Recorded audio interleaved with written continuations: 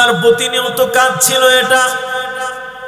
আমর ইবনে সালামা বলেন, যখন কোন মুসাফির আসতো আমি মুসাফিরদেরকে জিজ্ঞাসা করতাম, ও ভাই তোমরা কোথা থেকে এসেছো?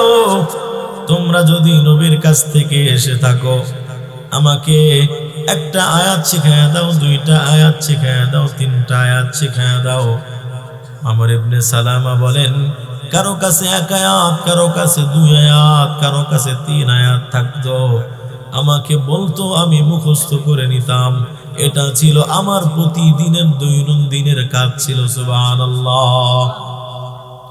আমর ইবনে সালামা বলেন, এইভাবে করে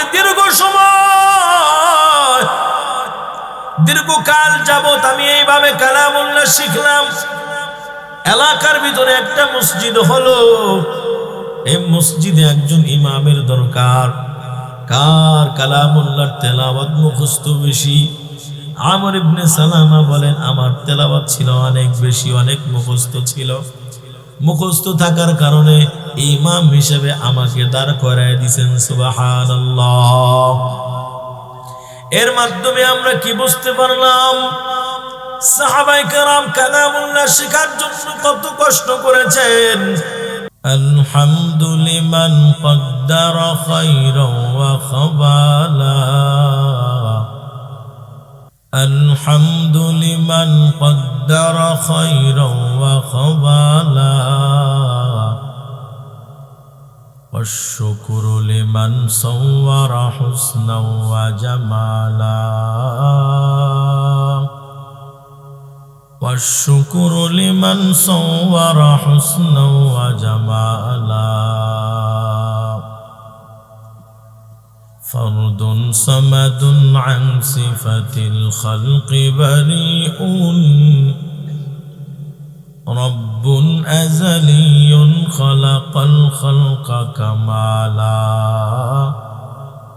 رب أزلي خلق الخلق كمالا،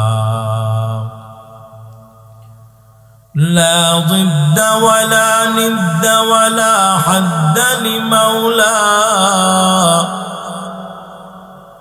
لا ضد ولا ند ولا حد لمولاه، الآن كما كان ولم يلق زوالا، الآن كما كان ولم يلق زوالا، मोमिन जो फिदा नक्श कफे पाए नबी हो, मोमिन जो फिदा नक्श कफे पाए नबी हो, वो ज़ीर कदम आज भी आलम का खजीना, वो ज़ीर कदम आज भी आलम का खजीना, गर सुन्नत नबवी की करे पैरवी उम्मत,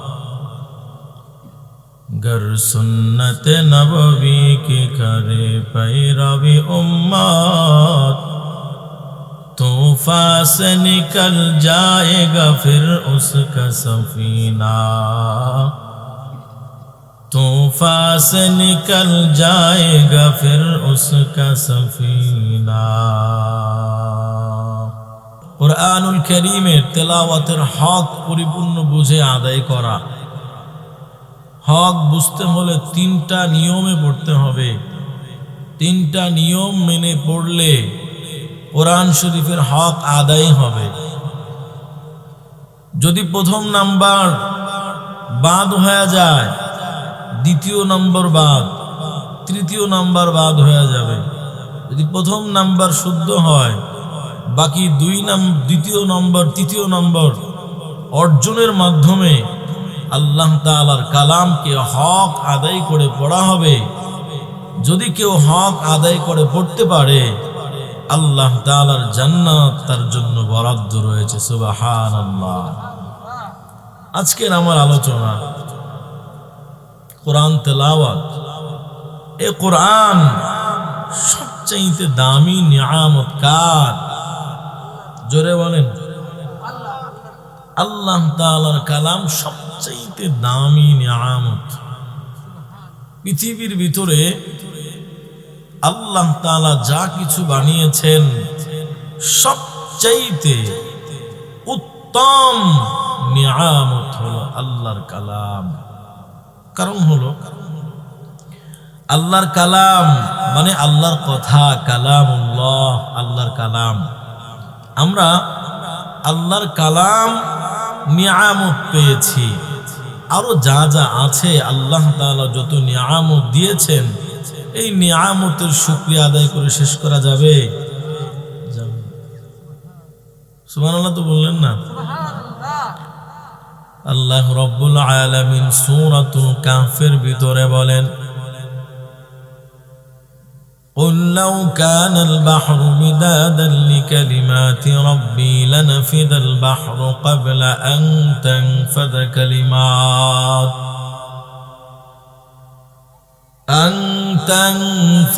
كلمات ربي ولو جئنا بمثله مددا। আল্লাহ বলেন, হে নবী উম্মতদেরকে জানায়া দেন, لو كان البحر مدادا لكلمات ربي لنفد البحر।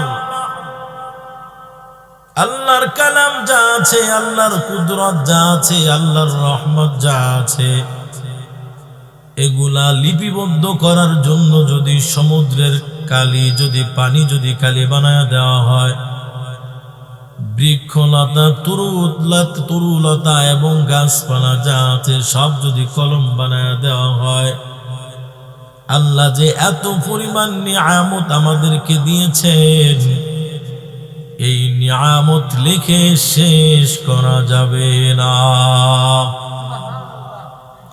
আবারও যদি ওইরূপ ভাবে সমুদ্রের পানি যদি আল্লাহ কালি বানায়া দেন, আবার তরুলতা বৃক্ষরাজি যদি আল্লাহ কলম বানায়া দেন, আল্লাহর যত নিয়ামত আছে, আল্লাহর যত রহমত আছে, আল্লাহর যত কালাম আছে, লিখে শেষ করা যাবে না। আল্লাহ বলেন, ওয়া ইন তাউদ্দু নি'মাতাল্লাহ, আল্লাহর নিয়ামত যদি গণনা করতে চাও, লা তুহসুহা, এরে আল্লাহর গোলাম, আল্লাহ যত নিয়ামত আমাদেরকে দিয়েছেন, যত যত যত যত নিয়ামত আমরা পেয়েছি, এই নিয়ামত যদি গণনা করো শেষ করতে পারবে না।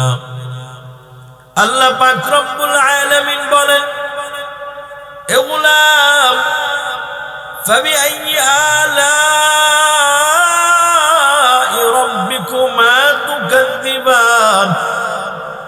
আল্লাহ তাআলা বলেন, আমার কোন কোন অবদান, কোন কোন নিয়ামতকে তোমরা অস্বীকার করবা? দুনিয়ার জমিনে আমি সব কিছু দিলাম, দুনিয়ার জমিনে তোমার বেঁচে থাকার জন্য যা দরকার দিয়ে দিলাম, খাদ্যের জন্য যা প্রয়োজন খাদ্যের ব্যবস্থা করলাম, তোমার রিজিক হিসেবে যা দরকার সব কিছু আমি আল্লাহ দিয়ে দিলাম। বান্দা, তুমি আমার কোন নিয়ামতকে অস্বীকার করবা? আমাকে একটু বলো। আল্লাহ তাআলা বলেন, কোন কোন নিয়ামতকে তোমরা অস্বীকার করবা? এনে আল্লাহর বান্দারা, এই কোরআনের মাহফিল একটা নিয়ামত। এই নিয়ামত পেয়ে যারা শুকরিয়া আদায় করে না, আসে না, এদের মতো নেমো খারা আমার দুনিয়ার জমিনে আর কেউ নাই। রাসূলুল্লাহ সাল্লাল্লাহু আলাইহি ওয়াসাল্লাম হাদিসের মধ্যে বলেন, যেখানে কোরআনের তালিম হয়, যেখানে কোরআনের শিক্ষা হয়, যেখানে ওয়াজ হয়, নসিহা হয়, আল্লাহর পয়গম্বর বলেন ওয়ানাযালাত আলাইহিমুস সাকিনাহ ওয়া হাফাতুহুল মালায়েকা।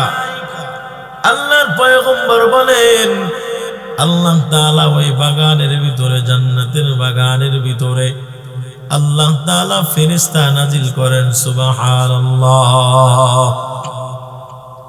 ওয়া হাফাতুহুল মালায়েকা, ফেরেশতা দিয়ে বেষ্টন করে রাখে।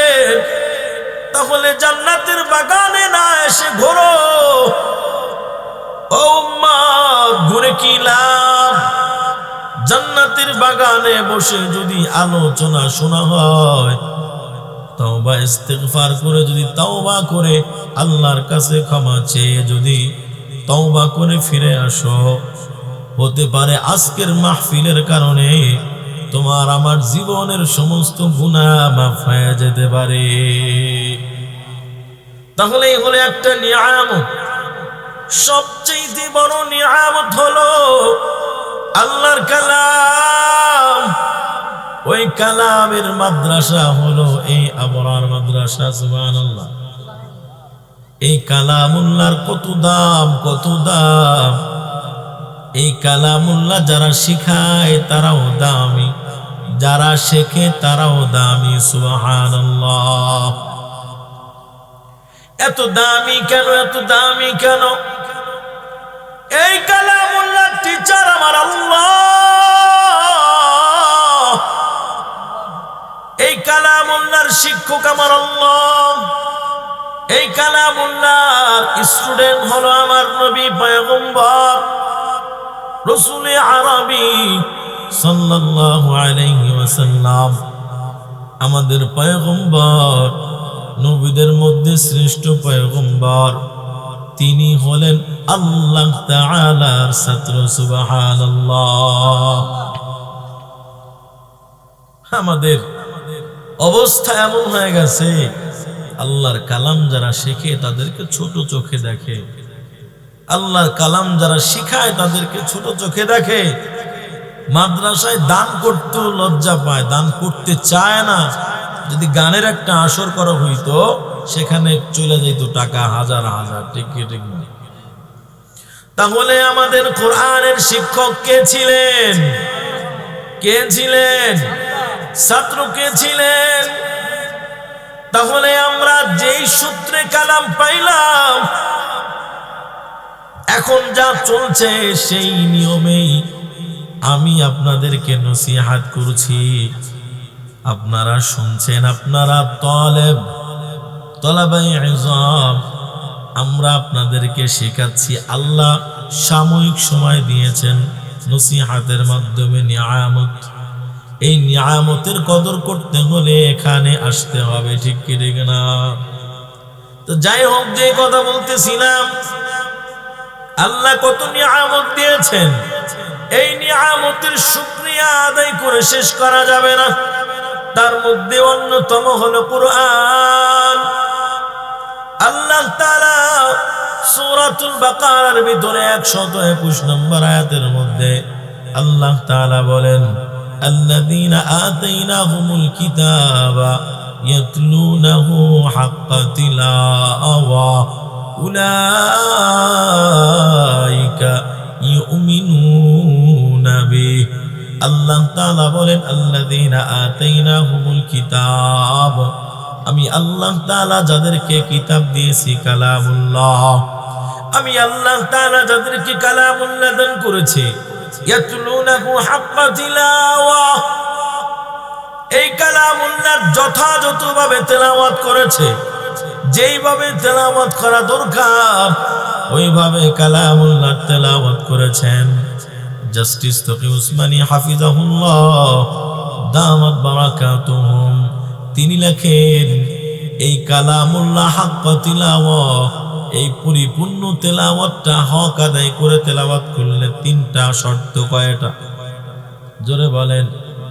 3টা শর্ত বলে আমি আলোচনা শেষ করে দিব। 1 নাম্বার, কালামুল্লাহ তাজবিদ, সিফাত, মাখরাজ এর অনুপাতে পড়া। পড়তে হলে শিখতে হবে, ঠিক কি ঠিক না? জোরে বলেন। পড়তে হলে কি করতে হবে? শিখতে হবে। পড়তে হলে শিখতে হবে, পড়তে হলে শিখতে হবে। না হলে যদি পড়া না হয় তাহলে শেখা, যদি পড়া যদি হয় তাহলে অগ্রিমভাবে আগে থেকে শেখা দরকার আছে কি নাই? শেখার জন্য কোথায় যেতে হবে? এই মাদ্রাসায় যেতে হবে। তাহলে কালামুল্লাহ শেখার দরকার আছে কি নাই? জোরে বলেন। কেমনে শিখেছেন সাহাবায়ে কেরাম? কত কষ্ট করে করে কালামুল্লাহ শিখেছেন। কিন্তু আমরা পেয়েছি কেমন যেন খাবার তৈরি হয়েছে, মাখানো হয়েছে, লোকমা আমাদের মুখে তুলে দিয়েছে, কেমন যেন আমরা গলার ভিতরে ঢোকাইছি, ঢুকিয়ে রেখেছি, আর এতটুকু কাজ আছে, কেমন যেন আমরা পেটের ভিতরে ঢুকাবো এমন। ঠিক কি ঠিক না? মাদ্রাসা ওপেন আছে, উস্তাদ রেডি আছে, কোরআন শরীফ রেডি, ছাত্র ভর্তি হবে, পড়া শুরু হয়ে যাবে, ঠিক কি ঠিক না? এটাও করতে চাই না। অথচ সাহাবায়ে কেরাম কত কষ্ট করে লেখাপড়া করেছেন, কালামুল্লাহকে শিখেছেন। উদাহরণ দেওয়ার জন্য বুখারী শরীফের ভিতরে একটা হাদিস আছে, এই হাদিসটা বললে বুঝতে পারবেন। আমর ইবনে সালামা রাদিয়াল্লাহু তাআলা আনহু কোরআন শেখার জন্য কতটা কষ্ট করেছেন। আমর ইবনে সালামা রাদিয়াল্লাহু তাআলা আনহু ছোট বালক, পয়গম্বর মদিনায় পয়গম্বর, আর ওই আমর ইবনে সালামা রাদিয়াল্লাহু তাআলা আনহু তিনি মদিনার থেকে দূরে এক পল্লীতে বসবাস করেন। ছোট হওয়ার কারণে সে ইলম শেখার জন্য, কোরআন শেখার জন্য যাইতে পারে না, কিন্তু তার অধীর আগ্রহ কোরআন কালামুল্লাহ শিখবে। কালামুল্লাহ শেখার জন্য কি করেছেন? আমর ইবনে সালামা রাদিয়াল্লাহু তাআলা আনহু বলেন, আমি মদিনার মুসাফিররা যখন যে রাস্তা দিয়ে চলাচল করে, আমি আমের ইবনে সালামা ওই মুসাফিরদের পথে দাঁড়ায়া থাকতাম, দাঁড়ায়া অপেক্ষা করতাম কোন সময় মুসাফিররা মদিনা থেকে তাদের পথের দিকে রওনা করবে। তার প্রতিনিয়ত কাজ ছিল এটা। আমর ইবনে সালামা বলেন, যখন কোন মুসাফির আসতো, আমি মুসাফিরদেরকে জিজ্ঞাসা করতাম, ও ভাই, তোমরা কোথা থেকে এসেছো? তোমরা যদি নবীর কাছ থেকে এসে থাকো, আমাকে একটা আয়াত শিখায়া দাও, দুইটা আয়াত শিখায়া দাও, তিনটা আয়াত শিখায়া দাও। আমর ইবনে সালামা বলেন, কারো কাছে এক আয়াত, কারো কাছে দুই আয়াত, কারো কাছে তিন আয়াত থাকতো, আমাকে বলতো, আমি মুখস্থ করে নিতাম। এটা ছিল আমার প্রতিদিনের দৈনন্দিনের কাজ ছিল। সুবহানাল্লাহ। আমর ইবনে সালামা বলেন, এইভাবে করে দীর্ঘকাল যাবত আমি এইভাবে কালামুল্লাহ শিখলাম। এলাকার ভিতরে একটা মসজিদ হলো, এই মসজিদে একজন ইমামের দরকার। কার কালামুল্লাহর তেলাওয়াত মুখস্থ বেশি? আমর ইবনে সালামা বলেন, আমার তেলাওয়াত ছিল অনেক বেশি, অনেক মুখস্থ ছিল। মুখস্থ থাকার কারণে ইমাম হিসেবে আমাকে দাঁড় করায় দিয়েছেন। সুবহানাল্লাহ। এর মাধ্যমে আমরা কি বুঝতে পারলাম? সাহাবায়ে কেরাম কালামুল্লাহ শেখার জন্য কত কষ্ট করেছেন, কিন্তু আমরা কালামুল্লাহ শেখার জন্য কষ্ট করি না, করিনি। ছেলে সন্তানকে মাদ্রাসায় দিতে চাই না, আমরা নিজেরা যারা মুরব্বি কেসেমের আছি, এরাও মসজিদের ইমাম থেকে শিখতে চাই না, ঠিক কি ঠিক না? অথচ সাহাবায়ে কেরাম এত কষ্ট করে কালামুল্লাহর হেফাজত করেছেন, এত কষ্ট করে কালামুল্লাহ শিখেছেন, কিন্তু আমাদের শেখার ব্যাপারে কোনো গুরুত্ব নাই। এই কালামুল্লাহ শুদ্ধ রাখার জন্য কত কষ্ট করেছেন একটা দৃষ্টান্ত দিলে বুঝতে পারবেন। জাস্টিস তকি উসমানী হাফিজাহুল্লাহ তিনি দৃষ্টান্ত পেশ করেন। আল্লামা বুজুর্গ হাসাবি রহমাতুল্লাহি আলাইহি তিনি মুআজামুল বুলদান নামক গ্রন্থ লিখেছেন। ইতিহাস ও ভূগোল শাস্ত্রের একটা অন্যতম প্রমাণিক কিতাব, প্রমাণ সমৃদ্ধ কিতাব, এমন কিতাব, ওই কিতাবের ভিতরে তার যুগ পর্যন্ত যত যত যত শহর ছিল সব শহরের ঘটনাবলী সেখানে উল্লেখ করেছেন। আল্লামা হাসাবি রহমাতুল্লাহি আলাইহি তিনি জাজিরাতুল আরবের দুটা গোত্রের কথা উল্লেখ করেন। এক নাম্বার দুইটা গোত্রের কথা উল্লেখ করেন। এক নাম্বার আক্কাত ও জারায়েব। দুইটা গোত্র ছিল কোরআনকে কিভাবে সংরক্ষণ করেছেন, কালামুল্লাহর ভাষাটাকে কিভাবে সংরক্ষণ করেছেন দেখেন। আল্লামা হাসাবি রহমাতুল্লাহি আলাইহি বলেন, আক্কাদ ও জারায়েব গোত্রের লোকেরা আত্মীয় অথবা মেহমান যদি আসতো 3 দিনের বেশি তাদের বাসায় রাখতেন না। 3 দিনের বেশি তাদের বাসায় আপ্যায়ন করতেন না। জিজ্ঞাসা করা হলো, ও আক্কাদ ও জারায়েব গোত্রের বাসিন্দারা, আরবের মানুষ তো আত্মীয়তা পছন্দ করে, আত্মীয়তা পরায়ণ হয়, তাহলে 3 দিনের বেশি কেন আপনারা আপ্যায়ন করেন না? তাদের জবাব আসলো, ও শোনো, আল্লাহর কালামুল্লাহর ভাষা হলো আমাদের, আর আগন্তুক ব্যক্তির ভাষার সাথে আমাদের কালামুল্লাহর ভাষাটা মিশ্রণ হয়ে যেতে পারে, কালামুল্লাহর ভাষাটা পরিবর্তন হয়ে যেতে পারে। এজন্য আমরা আগন্তুক ব্যক্তিকে 3 দিনের বেশি সময় দেই না। সুবহানাল্লাহ বলেন। কত সুন্দরভাবে কালামুল্লাহর ভাষাটাকে কি করেছেন? সংরক্ষণ করেছেন। কিন্তু আমাদের হালাত কি হয়েছে? আমরা কোরআন তো শুদ্ধ করতে চাই না, বরং যারা শুদ্ধ করে দেয় তাদের বিরোধিতা করি, ঠিক কি ঠিক না? তাহলে আমাদের আলোচনার মূল কি ছিল? 1 নাম্বার কালামুল্লাহ তেলাওয়াত করা। কিসের মাধ্যমে? তাজবিদ, মাখরাজ, সিফাত এর মাধ্যমে। তেলাওয়াতের কয়েকটা শাস্ত্র আছে, ওই বিষয়ে আলোচনা করব না আমি। তো তেলাওয়াত শেখার দরকার আছে কি নাই? দরকার আছে কি নাই? যার তেলাওয়াত শুদ্ধ তার নামাজ শুদ্ধ, যার তেলাওয়াত শুদ্ধ না তার নামাজ শুদ্ধ না, ঠিক কি ঠিক না? যার তেলাওয়াত শুদ্ধ তার নামাজ শুদ্ধ, যার তেলাওয়াত শুদ্ধ না তার নামাজ নাই, ঠিক কি ঠিক না? তাহলে কালামুল্লাহ শুদ্ধ করা দরকার আছে কি নাই? শিখবো তো ইনশাআল্লাহ, সবাই শিখবো। তাহলে কালামুল্লাহর তেলাওয়াত আমাদের সকলের দরকার আছে কি নাই? 2 নাম্বার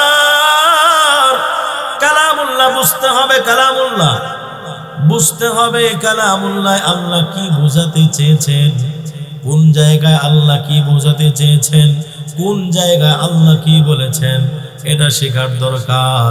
আজ আমাদের কি হয়ে গেল?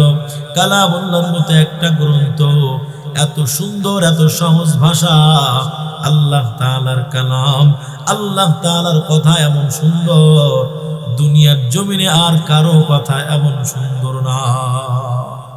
সুবহানাল্লাহ বলেন। আল্লাহর কালাম কেমন সুন্দর, কেমন সহজ। আপনাদের এলাকায় যদি একজন সুরালা কণ্ঠে যদি কণ্ঠস্বর হয়, ভালো হয়, সে যদি সূরা ফাতিহা বারবার তেলাওয়াত করে, মজা লাগবে কি লাগবে না? একজন যদি সুর ছাড়া মানুষ যদি হয়, তাও কিন্তু কালামুল্লাহ মজা লাগে কি লাগে না? জোরে বলেন, লাগে কি লাগে না? কার কথা জোরে বলেন? আল্লাহর কথা। এর ভিতরে কোনো বক্রতা নাই। আল্লাহ সূরাতুল কাহফের ভিতরে 1 নাম্বার আয়াত আল্লাহ তাআলা বলেন, আলহামদুলিল্লাহিল্লাযী আনজালা আলা আবদিহিল কিতাব ওয়া লাম ইয়াজআল লাহু ইওয়াজা। সুবহানাল্লাহ।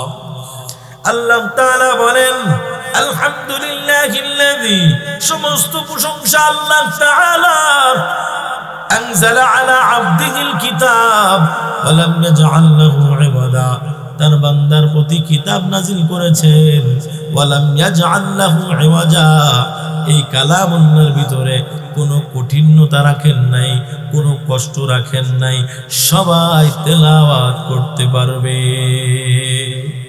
সুবহানাল্লাহ বললেন না? তাহলে মুরব্বী যারা আছেন, অনেকেই বলেন বড় হয়ে গেছে, মুরব্বী হয়ে গেছে, আমরা জবান দিয়ে বের হয় না, বলে কি বলে না? আল্লাহ মাফ করেন, সকলে বলেন আল্লাহ মাফ করেন, আস্তাগফিরুল্লাহ। এই কথা ভুলে যান, মুরব্বী হইলে কোরআন শেখা যায় না। যায় কি যায় না? আস-সা'য়ু মিন্না ওয়াল ইতমামু মিনাল্লাহ, চেষ্টা হবে আমাদের, পূরণ করবেন কে? চেষ্টা করেন খোদার কসম। সালমান ফারসিও কালামুল্লাহ শিখেছেন, আমার আপনার চাইতে অনেক বৃদ্ধ ছিল। সুবহানাল্লাহ। সব চাইতে বৃদ্ধ সাহাবী কে ছিলেন? হযরত সালমান ফারসি রাদিয়াল্লাহু তাআলা আনহু। তিনি কেমনে কালামুল্লাহ শিখলেন আমাকে বলেন। অনেক মুরব্বী বাবাজিরা বলেন যে কালামুল্লাহ বড় কঠিন, শিখতে মুখ দিয়ে বের হয় না। চেষ্টা করেন, চেষ্টা করবেন, আল্লাহ সমাধান দিয়ে দিবেন। আল্লাহ তাআলা বলেন, ওয়াল্লাযীনা জাহাদু ফীনা লানাহদিয়ান্নাহুম সুবুলানা ওয়া ইন্নাল্লাহা লামাআল মুহসিনিন। আল্লাহ তাআলা বলেন, আমার রাস্তায় যারা মুজাহাদা করবে, আমার কালামুল্লাহ শেখার ব্যাপারে যারা মুজাহাদা করবে, লানাহদিয়ান্নাহুম সুবুলানা, আমার অসংখ্য রাস্তা আমি খুলে দিব। তাহলে কালামুল্লাহ শেখার জন্য চেষ্টা করেন, সহজ করবেন কে? দেখেন আল্লাহ কত চমৎকার করে বলেন। আল্লাহ তাআলা বলেন, ওয়ালাকাদ ইয়াসসারনাল কুরআনা লিয-যিকরি ফাহাল মিন মুদ্দাকির। আল্লাহ তাআলা বলেন, এই কোরআনকে আলোচনার জন্য আমি সহজ করলাম, মানুষকে সতর্ক করার জন্য আমি আল্লাহ কালামুল্লাহকে সহজ করে দিয়েছি। সুবহানাল্লাহ বলেন। এক আয়াতে পেলাম কোনো বক্রতা নাই, কোনো কঠিন নাই, অন্য আয়াতে পেলাম কোরআন সহজ। কোরআন সহজ। তাহলে কোরআন শিখবো তো ইনশাআল্লাহ, কোরআন তেলাওয়াত পড়বো তো ইনশাআল্লাহ। আল্লাহ আমাদেরকে তৌফিক দান করেন, সকলে বলেন আমিন। তাহলে কোরআন বোঝার জন্য কোনো কষ্ট নেই, জোরে বলেন। কোরআন শেখার জন্য কি কষ্ট? না, সহজ। তবে চেষ্টা করতে হবে, চেষ্টা করলে আল্লাহ এই চেষ্টার ফলাফল আল্লাহ দিবেন। আপনি চেষ্টা করেন, চেষ্টা করার মাধ্যমে আল্লাহ আপনার সব কিছু শেখার ব্যাপারে সহজ করে দিবেন। 3 নাম্বার, 1 নাম্বার কালামুল্লাহ তেলাওয়াত শিখা, তেলাওয়াত করা। 2 নাম্বার কালামুল্লাহ বোঝা। 3 নাম্বার কালামুল্লাহ অনুযায়ী আমল করা। 1 নাম্বার যদি শিখাটা না হয়, পড়াটা না হয়, বুঝবেনি। যদি কালামুল্লাহ না বোঝে, আমল করতে পারবেন। জোরে বলেন। তাহলে 1ম নাম্বার আমি আগে বলেছিলাম, 1ম নাম্বার বাদ হয়ে গেলে 2য় নাম্বার বাদ হয়ে যাবে, 3য় নাম্বার বাদ হয়ে যাবে। মূল হলো 1ম নাম্বার আগে বোঝা।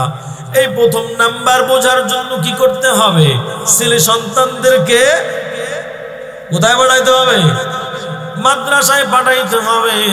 মাদ্রাসায় যখন পোলাপান পড়বে, ছাত্ররা পড়বে, এই পড়ার কারণে ওই কবরের কাছে যাইয়া, আপনার ছেলে সন্তান কবরের কাছে যাইয়া বলবে, রব্বির হামহুমা কামা রাব্বায়ানি সগীরা। ও আল্লাহ,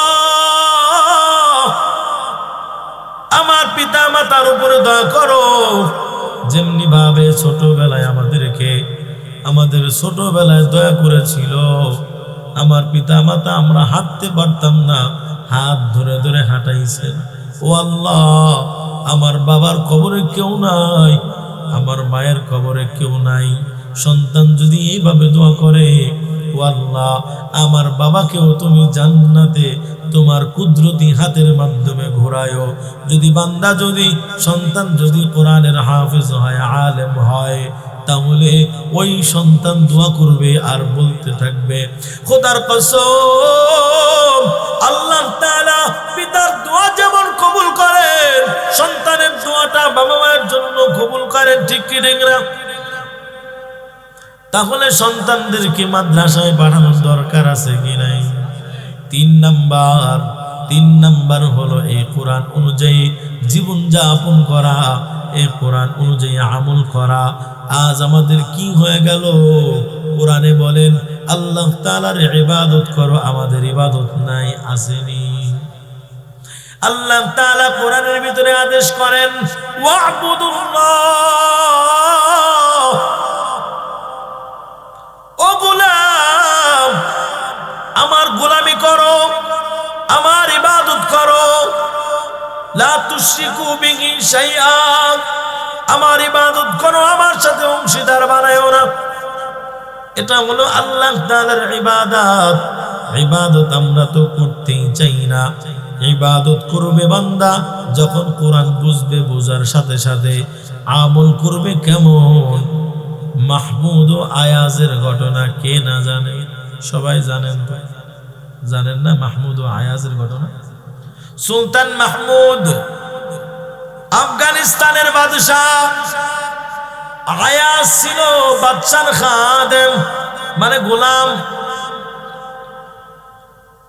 মাহমুদ ছিল বাদশাহ, তার মন্ত্রী, তার উজির যারা আছে, এদের থেকেও আয়াজের কথাটা প্রাধান্য দিত। উজির যারা আছে, নেতা পর্যায়ে যারা আছে, এদেরকে বোঝাবার জন্য, এদেরকে বুঝ দেওয়ার জন্য আয়াজ এবং মন্ত্রী এবং একটা সমাবেশের ব্যবস্থা করলো। সমাবেশের ভিতরে মন্ত্রী মহোদয়কে বললেন, অমন্ত্রী, ওই পিয়ালাটা আনো যেটা জহরাত দ্বারা খচিত, মনে মুক্তা দ্বারা খচিত, ওই পেয়ালাটা নিয়ে আসো। আনার সাথে সাথে সামনে প্রেজেন্ট করলেন, সামনে আনলেন। সামনে আনার পরে বাদশা মাহমুদ বলতেছে, এ মন্ত্রী, এই পেয়ালাটাকে ভেঙ্গে ফেলো। হাতুড়ি হাতে দিয়েছে, বলছে তুমি এই পেয়ালাটাকে ভেঙ্গে ফেলো। যখন এই কথা বলছে, মন্ত্রী মহোদয় বলেন, ও বাদশা মাহমুদ, আমার একটা কথা ছিল, বেয়াদবি মাফ করবেন, এত দামি একটা সম্পদ আমি কিভাবে ভাঙবো? এরপরে সবাইকে ধারাবাহিক ভাবে বললেন, কিন্তু সবাই একটা ওজর খাইয়ে করলো, এত দামি সম্পদ কিভাবে ভাঙবো, কিভাবে ভাঙবো? কিন্তু যখন আয়াজকে ডাকলেন, সুলতান মাহমুদ যখন আয়াজকে ডাকলেন, ডাকার সাথে সাথে বললেন, ও আয়াজ, এই বাটিটা, এই জহরাত খচিত বাটিটা তুমি ভেঙ্গে ফেলো। বলতে দেরি আছে, হাতুড়ি দিয়া টুকরা টুকরা করতে দেরি নাই। তাহলে মাহমুদ বাদশাহ আয়াজ কেন তার প্রিয়? কারণ হলো মাহমুদ বাদশার কথা মানার জন্য সর্বদা তৈয়ার। সুবহানাল্লাহ। তেমনি ভাবে বান্দা যখন কালামুল্লাহ পড়বে এবং আল্লাহর আদেশ অনুযায়ী আমল করবে, আল্লাহ তাআলার প্রিয় বান্দা হয়ে যাবে। প্রিয় বান্দা যখন হয়ে যাবে, আল্লাহর কাছে চাইতে দেরি, আল্লাহ তাআলা দিতে দেরি করবে না।